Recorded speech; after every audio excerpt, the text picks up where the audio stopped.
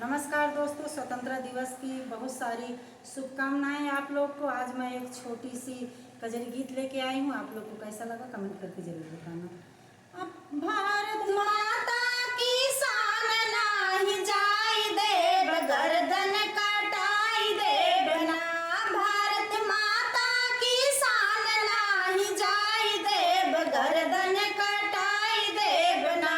किए बाबूजी ऐलान मिटा हिंद के कलेश, किए बाबूजी ऐलान मिटा हिंद के कलेश। अपने देशवा से हो, अपने देशवा से दुश्मन भगाई देव, झंडा लहराई देव ना। अपने देशवा से दुश्मन भगाई देव, झंडा